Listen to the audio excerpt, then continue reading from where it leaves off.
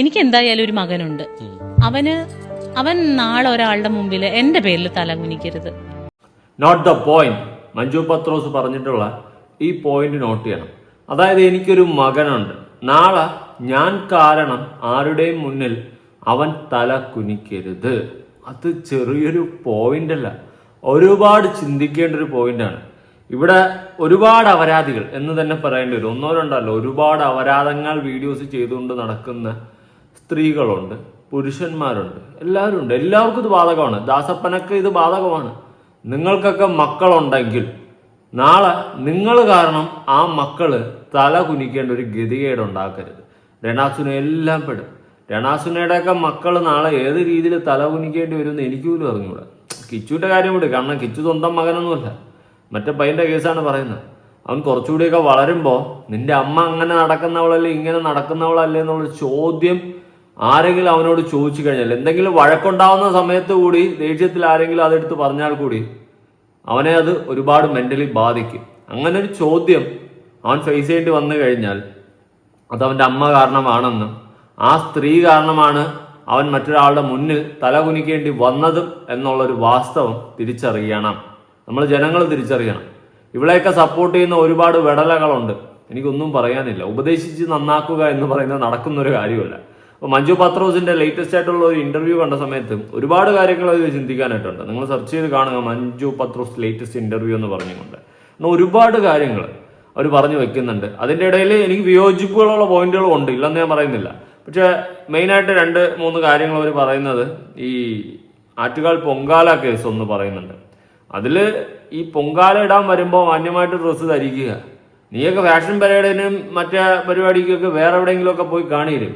പക്ഷെ പൊങ്കാല ആ ഒരു പരിപാടിക്ക് വരുമ്പോൾ, അല്ലെങ്കിൽ ആ ഒരു ഉത്സവത്തിന് വരുമ്പോൾ, അല്ലെങ്കിൽ ആ ഒരു ചടങ്ങിന് വരുമ്പോൾ അതിൻ്റെതായ രീതിയിൽ നമ്മൾ ഡ്രസ്സും കാര്യങ്ങളൊക്കെ ധരിച്ച് നിൽക്കുക. ആറ്റുകാൽ പൊങ്കാല എന്ന് പറയുന്നത് ചെറിയൊരു കാര്യമല്ല. ലോകം മൊത്തം കത്തിയരിച്ച് കളയാൻ കഴിവുള്ള ശക്തിയുള്ള ഒരു ദേവിയുടെ ഒരു പരിപാടിയൊക്കെയാണ്. അപ്പോൾ അവരെ കാണാൻ വരുമ്പോൾ അതിൻ്റെതായ രീതിയിൽ ഡ്രസ്സും കാര്യങ്ങളൊക്കെ ധരിക്കുക. അത് മഞ്ജു പത്രോസ് എടുത്തു പറയുന്നൊരു കാര്യമാണ്. പിന്നെ നമ്മുടെ മെയിൻ സ്ട്രീം സാധനം വേറെ ആര്, രണാസുനെ കുറിച്ച് പറയുന്നതിന് മുന്നേ ഇവരുടെ ജീവിതത്തിലെ ഒരു ചെറിയ അനുഭവത്തിനെ പറ്റിയിട്ട് അവർ പറയുന്നുണ്ട്. എനിക്ക് അതും കൂടി കൊടുക്കണമെന്ന് തോന്നി, ഹൈലൈറ്റ് സാധനം. അതുകൊണ്ടാണ് അതും കൂടി ഒന്ന് കേട്ടു നോക്കാം. ഒരു ക്യാരക്ടർ വരുമ്പോൾ അഭിനയിക്കാൻ എന്തോരം ഉണ്ടെന്ന് ചോദിക്കുന്നതിന് പകരം ഞാൻ ലൊക്കേഷൻ എവിടെയായിരിക്കും, കോസ്റ്റ്യൂം എന്തായിരിക്കും, ഇത് രണ്ടുമാണ് ഞാൻ നോക്കുന്നത്. കോ ആർട്ടിസ്റ്റ് ഇപ്പൊ അത്രയും ചോദിക്കാറില്ല, മമ്മൂക്കാന്റെ സിനിമയാണല്ലോ എന്നുള്ളത് തന്നെയായിരുന്നു അതിന്റെ പ്ലസ് പോയിന്റ്. വളരെ തുറന്നു പറയട്ടെ, ഇവരൊക്കെ ഇപ്പോഴും നല്ല സൗഹൃദത്തിലുള്ള ആൾക്കാർ തന്നെയാണ് കേട്ടോ. ആരും എന്നെ അങ്ങനെ ബുദ്ധിമുട്ടിച്ചിട്ടൊന്നുമില്ല. അപ്പോൾ അവിടെ ചെന്ന് എന്നോട് ചോദിച്ചപ്പോൾ പറഞ്ഞിങ്ങനെ സെർവൻറ്റിൻ്റെ വേഷമാണ്, നൈറ്റിയോ കോട്ടൺ സാരിയോ എന്തെങ്കിലും ആയിരിക്കും എന്ന് പറഞ്ഞു. എന്നാൽ ഓക്കെ, ഇത് രണ്ടാണെങ്കിലും എനിക്ക് കുഴപ്പമില്ല എന്ന് പറഞ്ഞു. ഇങ്ങനെയും പറഞ്ഞു, ഇനിയിപ്പോൾ മുണ്ടും ബ്ലൗസ് ആണെങ്കിലും ഒരു തോർത്ത് വേണം, തോർത്ത് വേണം എന്ന് പറഞ്ഞു. ഓക്കെ മഞ്ജു എന്നൊക്കെ പറഞ്ഞു. ലൊക്കേഷനിൽ ചെന്ന് തലേദിവസം ഞങ്ങൾ ചെന്ന് തൊടുപുഴയിലായിരുന്നു. തലേദിവസം ചെന്നു. പിറ്റേ ദിവസം രാവിലെ ലൊക്കേഷനിൽ ചെന്ന് എല്ലാവരും റെഡിയായി. സേതുലക്ഷ്മി അമ്മയുണ്ട് ഇപ്പോൾ അളിയൻസിൽ അഭിനയിക്കുന്ന സേതുലക്ഷ്മി അമ്മ. അപ്പോൾ അമ്മയും ഞാനൊക്കെ ഒരു ഇതിനകത്തിരിക്കുകയാണ്. അപ്പോൾ ഒരു ബ്ലൗസും മുണ്ടും അവിടെ കൊണ്ടുവന്ന് വെച്ചിട്ടുണ്ട്, ഒരു റെഡ് ബ്ലൗസും മുണ്ടും കൊണ്ടുവച്ചിട്ടുണ്ട്. അപ്പോൾ എനിക്കതിനകത്ത് യാതൊരു മൈൻഡും ഇല്ല, കാരണം എൻ്റെ കോസ്റ്റ്യൂം അതല്ലല്ലോ. എനിക്ക് നൈറ്റിയോ സാരിയോ ഇപ്പോൾ വരൂ എന്നുള്ളതിനകത്ത് ഇങ്ങനെ ഇരിക്കുവാണ് ഞാൻ. ഡ്രസ്സൊക്കെ മുടിയൊക്കെ കെട്ടി ഇങ്ങനെ ഇരിക്കുവാണ്. അപ്പോൾ കുറച്ച് കഴിയുമ്പോഴത്തേനും വേടി ഒന്ന് ചേച്ചി കോസ്റ്റ്യൂം ചേഞ്ച് ചെയ്യണം എന്ന് പറഞ്ഞു. അപ്പോൾ ഞാൻ ചോദിച്ചു കോസ്റ്റ്യൂം ഏതാ, ഇതായിരിക്കും ചേച്ചിയുടെ ഫോഴ്സ് എപ്പോൾ കൊണ്ടുവച്ചാന്ന് പറഞ്ഞു. ഒരു പെൺകുട്ടിയാണ്. അപ്പോൾ ഞാൻ വേഗം തന്നെ അതെടുത്ത് നോക്കിയപ്പോൾ ബ്ലൗസിങ്ങനെ ഭയങ്കര വൈഡായിട്ട് വൈഡ് നെക്കായിട്ട് ഇങ്ങനെ ഭയങ്കരമായിട്ട് ഇറങ്ങിയ ഒരു ബ്ലൗസ്. എനിക്ക് പിന്നെ എൻ്റെ കിളി പോയി. എനിക്ക് എന്താ ചെയ്യേണ്ടതെന്ന് അറിയില്ല. എനിക്ക് തലവേദന എടുക്കുന്നോ കരച്ചിൽ വരുന്നോ. ഇന്നത്തെ മഞ്ജു ആണെങ്കിൽ ചിലപ്പോൾ എനിക്ക് ചെയ്യാൻ പറ്റില്ല എന്ന് പറഞ്ഞാൽ ഞാൻ ഇറങ്ങി പോരും. എനിക്ക് അന്ന് അത്രയ്ക്കും ധൈര്യം ഉണ്ടായിരുന്നില്ല കേട്ടോ. അപ്പം ഞാൻ കരയാൻ തുടങ്ങിയപ്പോൾ സേതുലക്ഷ്മി അമ്മ ഇപ്പോഴും അമ്മ അത് പറയും, ഇന്നത്തെ നീയായിരുന്നില്ല അന്ന് എന്ന് പറയും. അപ്പോൾ അമ്മ പറഞ്ഞു സാരമില്ല മോളെ, നമ്മൾ നാടകത്തിനും ഇതിനൊക്കെ എന്തെല്ലാം വേഷം കിട്ടുന്നു, അതൊക്കെ അഭിനയമായിട്ട് കണ്ടാൽ പോരെ, നീ അത് മറക്ക്, നീ ആ കോസ്റ്റ്യൂം ഇട്ടിട്ട് നന്നായിട്ട് അഭിനയിക്കാൻ നോക്ക്. പക്ഷെ എന്നെ അതൊന്നും സമാധാനിപ്പിക്കാൻ പറ്റുന്ന വാക്കുകളൊന്നും ആയിരുന്നില്ല അത്. അമ്മയ്ക്ക് പറ്റുന്ന പോലെ എൻ്റെ പുറകെ നടന്ന് സമാധാനിപ്പിക്കുന്നൊക്കെ ഉണ്ട്. പിന്നെ കൺട്രോളറോടും അവരോടും എല്ലാവരോടും പറഞ്ഞു. അപ്പോൾ എന്നോട് പറഞ്ഞത് ഓൾറെഡി അഡ്വാൻസ് തന്ന് ഒരു പടത്തിൽ നിന്ന് ഇറങ്ങിപ്പോവാന്നൊക്കെ പറഞ്ഞാൽ അവർക്ക് എന്ത് വേണമെങ്കിലും ചെയ്യാം. അപ്പം എൻ്റെ അന്നത്തെ ബോധമില്ലായ്മയിൽ ഞാനത് അങ്ങനെ പിന്നെ ഇനി വല്ല കേസാവോ, അങ്ങനെയൊക്കെ ഞാൻ ചിന്തിക്കുന്നത്. കേസാവോ, ഇനി നഷ്ടപരിഹാരം അങ്ങോട്ട് കൊടുക്കേണ്ടി വരുമോ, പരിഹാരത്തിന് എൻ്റെ കയ്യിൽ പൈസ ഇല്ല, ഇനി അങ്ങോട്ട് പൈസ കൊടുക്കേണ്ടി വരുമോ, ഇങ്ങനെയൊക്കെയുള്ള പല പല പല ചിന്തയിലാണ്. അവസാനം ഞാൻ ഭയങ്കര കരഞ്ഞ് ഈ ബ്ലൗസ് എല്ലാം കൂടി ഇങ്ങനെ ഇപ്പോഴും നോക്കിയാൽ അറിയാം, അതിൻ്റെ ആ ബ്ലൗസിൻ്റെ കപ്പ് മാർക്കൊക്കെ ഇവിടെ ഇരിക്കുന്ന വലിച്ച് കയറ്റി പിന്നൊക്കെ കുത്തി എന്നോട് ഗ്ലാസ് താഴെ വീണ് പൊട്ടിയിട്ട് അത് എടുക്കണം. ഞാനപ്പോൾ ഇങ്ങനെ എടുക്കുള്ളൂ, അത് ഞാൻ കുനിയേ ഇല്ലായിരുന്നു. അപ്പോൾ അങ്ങനെയൊക്കെ അപ്പം അന്നത്തെ ധൈര്യം ഇന്നത്തെ ധൈര്യം അന്ന് ഉണ്ടായിരുന്നില്ല. ഓക്കെ, മഞ്ജു പത്രോസ് തൻ്റെ ഒരു അനുഭവമാണ് പറയുന്നത്. അതായത് ഒരു വൈഡായിട്ടുള്ള നെക്കുള്ള ബ്ലൗസ് എങ്ങാണ്ട് വന്നപ്പോൾ ഇടാൻ വേണ്ടിയിട്ട് അവർക്ക് പറ്റുന്നില്ല, കരച്ചിലായിരുന്നു, വീഴ്ചിലായിരുന്നു. ഈ ഒരു അനുഭവമാണ് പറയുന്നത്. ഇത് പറയുന്നത് കേട്ടപ്പോൾ ഞാൻ ആലോചിച്ചു, അതൊക്കെ നമ്മുടെ രണാസിന് അത് വൈഡ് ഇല്ലെങ്കിൽ കൂടി കുഴപ്പമില്ല, നമ്മൾ മെമ്പർഷിപ്പ് ടീമല്ലേ. ഈ ഒരു രീതിയിലാണ് നമ്മുടെ രണാസിന് ഓരോ കാര്യങ്ങൾ മുന്നോട്ട് എടുത്തിടുന്നത്. അതങ്ങനത്തെ ഒരു യൂണിവേഴ്സിറ്റി പെട്ടിട്ടുള്ളൊരു സാധനം. ഇനി രണാസുനെ കുറിച്ചിട്ട് പറയുന്നുണ്ട്. അതായത് വുമൻസ് ഡേയുടെ അന്ന് ഈ രണാസുനയുമായി ബന്ധപ്പെട്ടിട്ട് ഒരു സംഭവം നമ്മുടെ മഞ്ജു പത്രോസ് ഒരു പോസ്റ്റ് ഇട്ടിട്ടുണ്ടായിരുന്നു. അപ്പം അന്നത് അത്യാവശ്യം ചർച്ചാ വിഷയമായ ഒരു പോസ്റ്റാണ്. മഞ്ജു പത്രോസ് രണാസുനയ്ക്കെതിരെ രംഗത്തെന്നുള്ള സാധനം അന്ന് നല്ല ചർച്ച ആയതാണ്. ഇപ്പോൾ വീണ്ടും അതിനെ പറ്റിയിട്ട് ഇന്റർവ്യൂവിൻ്റെ അകത്ത് കുറച്ച് കാര്യങ്ങൾ ഇവർ പറയുന്നുണ്ട്. കറക്റ്റ് കാര്യങ്ങളാണ്. എങ്കിലും ഒരു പോയിന്റിൽ എനിക്ക് ചെറിയൊരു വിയോജിപ്പുണ്ട്, അത് ഞാൻ ഇവിടെ പറഞ്ഞുതരാം. അല്ലാണ്ട് കറക്റ്റ് കാര്യങ്ങൾ അവർ പറയുന്നത് കേട്ടു നോക്കാം. വനിതാ ദിനത്തിലെ മെസ്സേജ് ഭയങ്കര സ്വീകാര്യത കിട്ടി. ഭയങ്കര രീതിയിലേക്ക് ഒരു പോസിറ്റീവായിട്ട് റെസ്പോൺസ് വന്നു, റിയാക്ഷൻസ് ഒക്കെ വന്നു ഉണ്ട്. എപ്പോൾ പറയണം തോന്നി, അതായത് സമകാലികമായിട്ട് നടക്കുന്ന ഒരു വിഷയങ്ങളും അല്ലെങ്കിൽ സ്തുതിയായി ബന്ധപ്പെട്ട വിഷയത്തിൽ പറഞ്ഞു. പക്ഷെ ഞാൻ ചോദിക്കുന്നത്, ആ ചിന്ത എപ്പോഴാണ് തുടങ്ങിയത്? എപ്പോഴും അത് ഇപ്പൊ കുറച്ച് നാളായിട്ടുള്ളൂ ഇത്തരത്തിലുള്ള പ്രവണത കാണാൻ തുടങ്ങിയിട്ട്.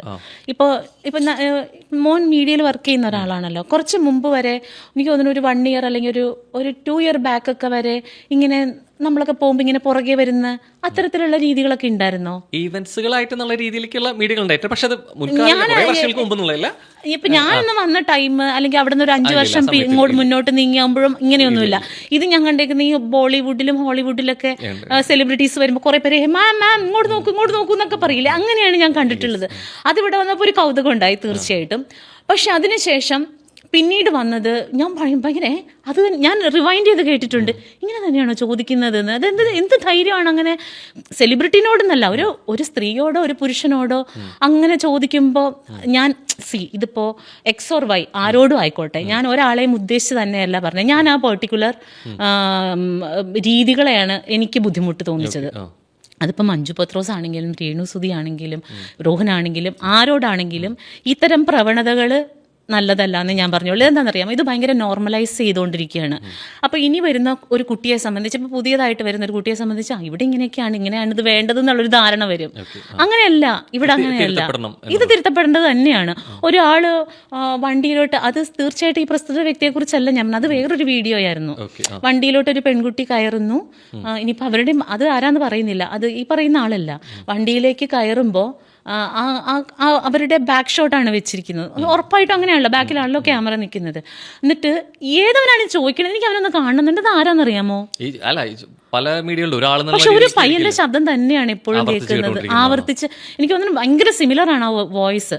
മിക്കവാറും നീലക്കുയിലായിരിക്കും കേട്ടോ, അതായിരിക്കും ഇങ്ങനെയാണെന്ന് സിമിലർ ആയിട്ട് തോന്നിയത്. അതുപോലെ ഇവിടെ ഒരു കേസ് പറയുന്നുണ്ടായിരുന്നു, വേറൊരു നടിയുടെ കേസ്. അതെനിക്ക് തോന്നുന്നത് അന്ന രാജനായിരിക്കണം. അതാണ് വേറൊരു നടി എന്നാണ് എനിക്ക് തോന്നുന്നത്.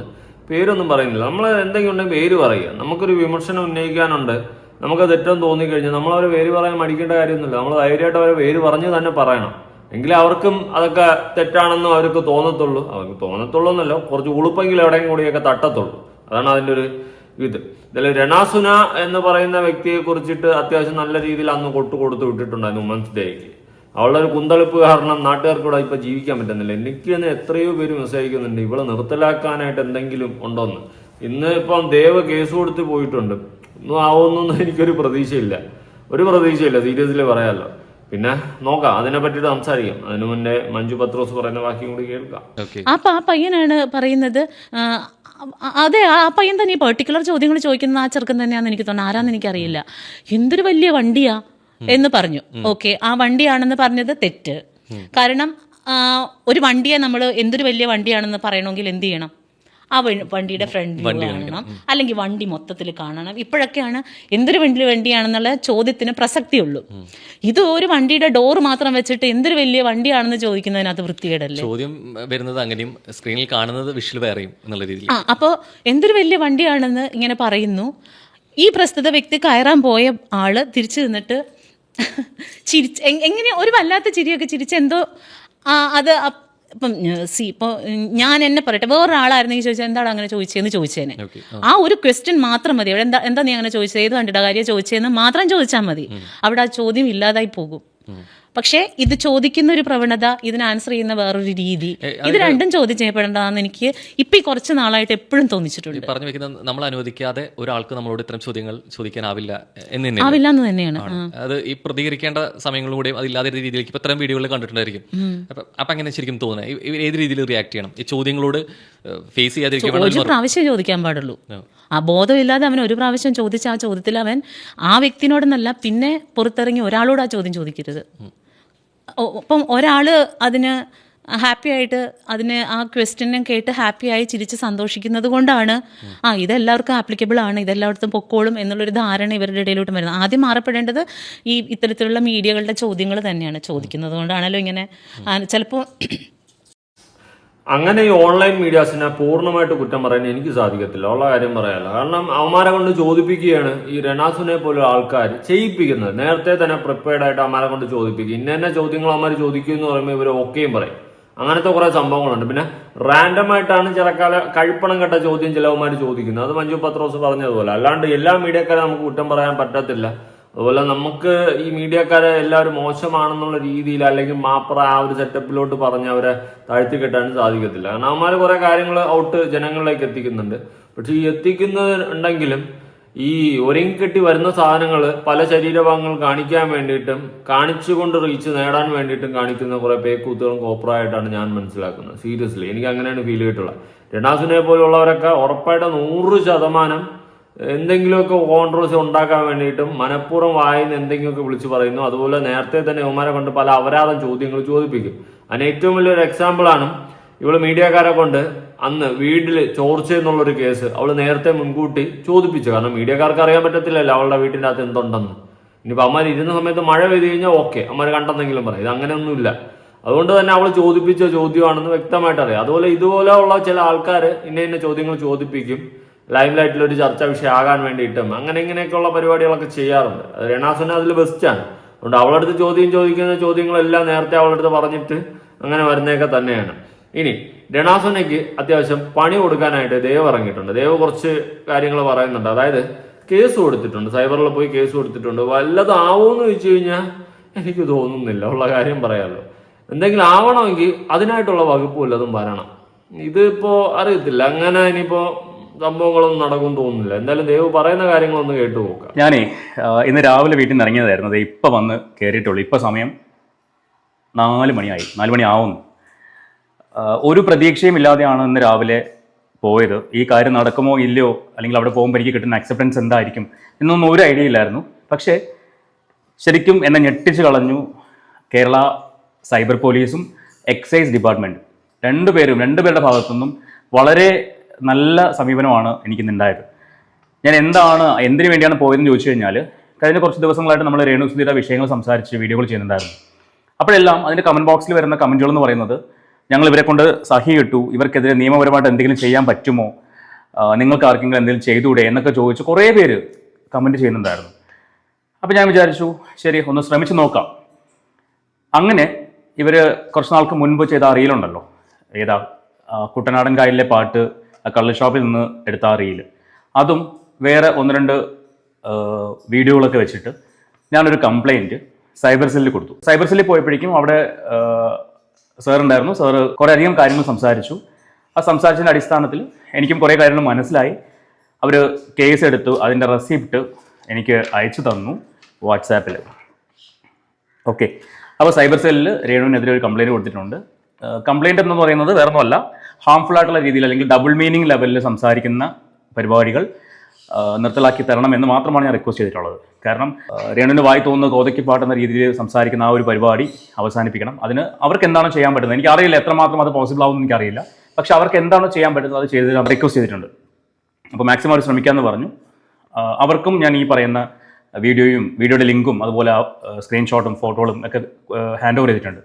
അതൊക്കെ വെച്ചിട്ട് അവർ കേസ് ഫയൽ ചെയ്തിട്ടുണ്ട്. സോ അതിൻ്റെ ഫർദർ കാര്യങ്ങളൊന്നും എന്താ സംഭവിക്കാൻ പോകുന്നതൊന്നും എനിക്കറിയത്തില്ല. പക്ഷെ ഞാൻ അത് ഫോളോ അപ്പ് ചെയ്യും. പിന്നെ ഞാൻ ചെയ്തൊരു കാര്യം എന്ന് പറയുന്നത് എക്സൈസ് ഡിപ്പാർട്ട്മെൻറ്റിൻ്റെ ഹെഡ് ക്വാർട്ടേഴ്സിൽ പോയി. അവിടെ ചെന്നിട്ട് അവിടെയും ഈ കാര്യം സംസാരിച്ചു.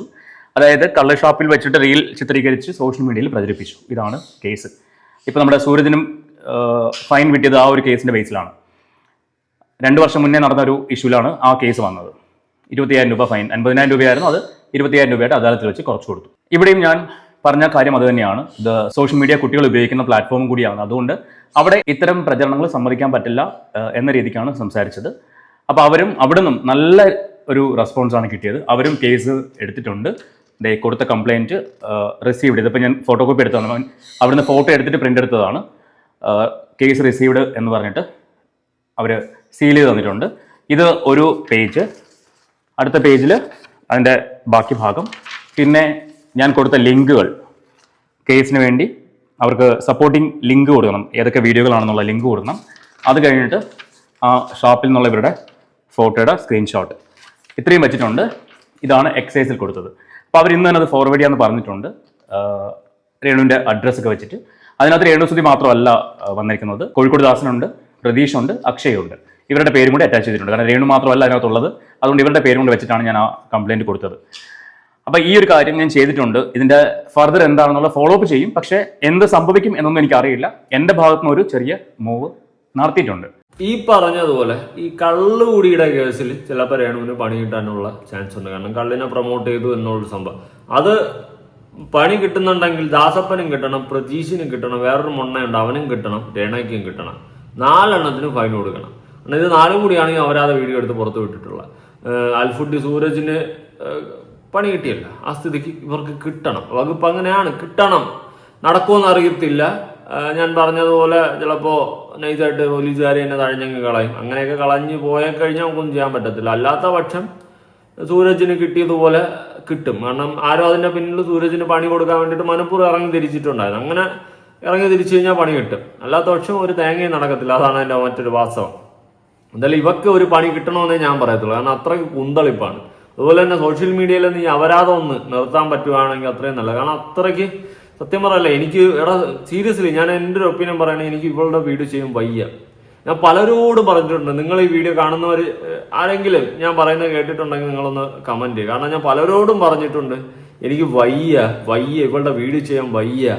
പലരോടും ഞാൻ പറഞ്ഞിട്ടുണ്ട്. പിന്നെ ഏറ്റവും കൂടുതൽ ആൾക്കാർ ഇവളുടെ കണ്ടന്റാണ് കൂടുതൽ അയച്ചു തരുന്നത്. ഞാൻ അങ്ങനെ ചെയ്യുന്നുണ്ട്. പിന്നെ എനിക്ക് റീച്ച് കിട്ടുന്നുണ്ട്, ഇല്ലെന്നൊന്നും ഞാൻ പറയുന്നില്ല. അങ്ങനെ എല്ലാം ബേസ് ചെയ്തിട്ടാണ് ചെയ്യുന്നത്. പക്ഷെ സീരിയസ്ലി എൻ്റെ മനസ്സുകൊണ്ട് ഇവളുടെ കണ്ടന്റ് ചെയ്യാൻ എനിക്ക് വയ്യ. ഞാൻ മടുത്ത് ഭ്രാന്തായി. എനിക്ക് ഒരു ടോപ്പിക് എന്നെ നിരന്തരം പിടിച്ചു പോകുന്ന കണ്ടപ്പോൾ എനിക്ക് തന്നെ ഭ്രാന്തായി.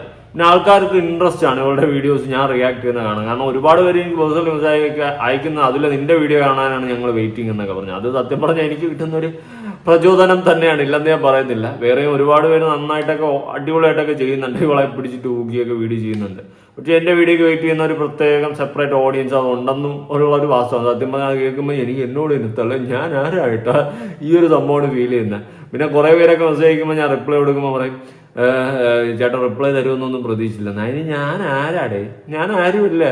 എനിക്ക് വെറുതെ ഈച്ചടിച്ചോണ്ടിരിക്കുമ്പോൾ ഞാൻ റിപ്ലൈ തരും, അത്രേ ഉള്ളൂ. അത് വലിയ ആന സംഭവമൊന്നുമില്ല കേട്ടോ. അങ്ങനെയൊക്കെ ചിലവരൊക്കെ പറയുന്നുണ്ട്. ഓക്കെ, എന്തായാലും നിങ്ങളുടെ അഭിപ്രായങ്ങളും കാര്യങ്ങളും ഉറപ്പായിട്ട് താഴെ കൊണ്ട് പുതിയൊരു വീഡിയോ ഇടണം. ബൈ.